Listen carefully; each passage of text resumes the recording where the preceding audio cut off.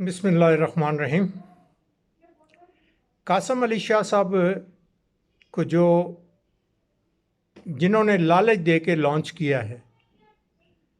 انہوں نے لالچ تو دے دیا انہیں کہ آپ کو منسٹر بھی بنا لیا جائے گا۔ اگر بالفرض وہ منسٹر بن ہی جاتے ہیں، نگران حکومت کب تک رہے گی؟ 2 مہینے، 4 مہینے، 6 مہینے، سال، 6 مہینے تک؟ یہ تو ابھی کنفرم نہیں ہے کسی کو بھی، لیکن قاسم علی شاہ کو سننے میں آیا ہے کہ وزیر تعلیم، آپ کو ظاہر تعلیم سے ان کا تعلق ہے تو انہیں تعلیم کی وزارت دے دی جائے گی، لیکن انہیں یہ نہیں پتہ تھا کہ میں اب اس لائن میں نہ کہیں کھڑا ہو جاؤں کہ جہاں جواد احمد لائن میں پہلے نمبر پہ ہے، اور میرا خیال ہے کہ اب قاسم علی شاہ کا دوسرا نمبر ہے۔ یعنی دیکھیں نا کہ جو انہیں ڈونیٹ آ رہا تھا، ڈونیشن آ رہی تھی، وہ بھی کم ہو گئی، ان کے فالوور بھی کم ہو گئے، مطلب اور ان کے بچوں تک کو لوگ جو ہے نا وہ بگنگ کر رہے ہیں۔ اب آپ اچھی بھلی عزت بنی ہوئی آپ نے گوائی ہے اپنی، اس میں کسی نے تو آپ کو یہ مشورہ نہیں دیا تھا کہ بھئی آپ اس کام میں آگے آئیں گے تو آپ کو جو ہے نا 4 چاند لگ جائیں گے۔ جب انسان کی عقل چرنے لگتی ہے یا وہ نیت کا کھوٹا ہوتا ہے تو وہ خود بخود جو ہے وہ دوسری سائڈ چلا جاتا ہے، کیونکہ نیت کا دار و مدار ہے۔ قاسم علی شاہ، تمہاری نیت جو ہے نا وہ خراب تھی، اور تم لالچ میں آ کے، پہلی تو چیز ہے کہ کوئی کتنا بڑا اینکر بھی ہے نا، وہ ایک انٹرویو کرتا ہے تو اس کے لیے اسے 10 دن پہلے، میری نظر میں اسے 10 دن کے لیے پہلے پڑھنا چاہیے کہ میں جس سے انٹرویو کرنے جا رہا ہوں وہ شخص کون ہے، اس کا حدود اربا کیا ہے، اس نے کیا کیا ہے۔ یعنی کہ اگر کسی نے کوئی بالفرض عمران خان سے ہی انٹرویو کرنا ہے، عمران خان کی کتاب پڑھ لے،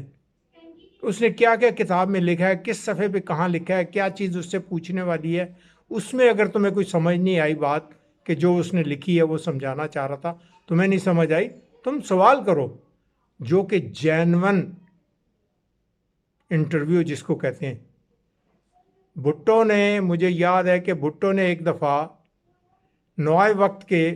پیج نمبر 8 کے ایک انٹرویو ایکسپرٹ تھے،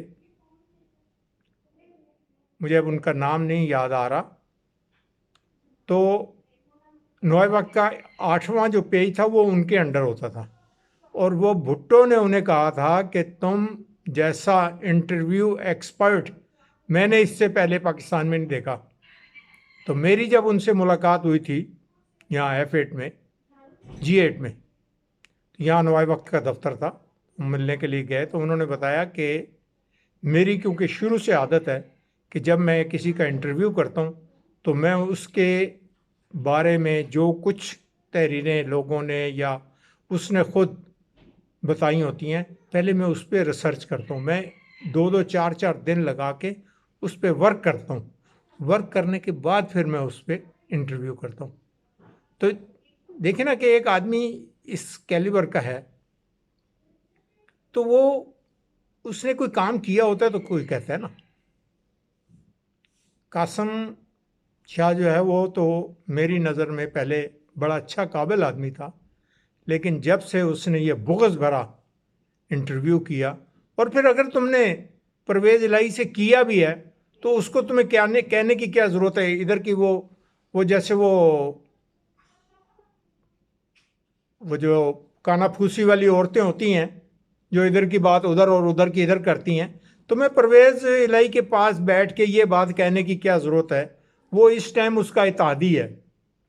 اور تم کہہ رہے ہو کہ جی وہ آپ اپنا گھر نہیں سنبھال سکتا۔ بھئی یہ فکرہ کوئی تمہارے لیے بہت اہمیت رکھتا تھا؟ تم خود اپنے گھر کو نہیں سنبھال سک رہے اس وقت، تم آج کہو نا کہ آج میں اپنے بچوں کو کہوں گا کہ پرواہ نہیں کرو، اپنے بچوں کو سمجھاؤ، کوئی سمجھا سکتے ہو تو لوگوں کو تم لیکچر دیتے ہو، اپنی اولاد کو بھی لیکچر دو کہ بیٹا اونچ نیچ آتی ہے، غلطیاں انسان سے ہوتی ہیں، مجھ سے بھی غلطی ہو گئی ہے، تم برداشت کرو، یہ لعنت جو ہے یہ تم برداشت کرو کہ بھئی ایسا ہونا تھا، اس میں میرا قصور ہے، اس میں تمہارا کوئی قصور نہیں ہے، تم سرخرو ہو، تم ڈٹ کے رہو، لوگوں کے سامنے سینہ تان کے کہو کہ ہم نے نہیں کیا، یہ ہمارے باپ کی غلطی ہے، ہمارا باپ جو ہے وہ اس قابل نہیں تھا جو اس نے کیا۔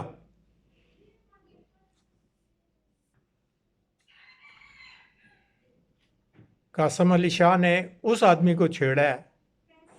کہ جب وہ بولے تو پوری دنیا اس کی طرف توجہ دیتی ہے، اور وہ کوئی ایسا ویسا آدمی نہیں ہے کہ جس کی آواز نہ ہو،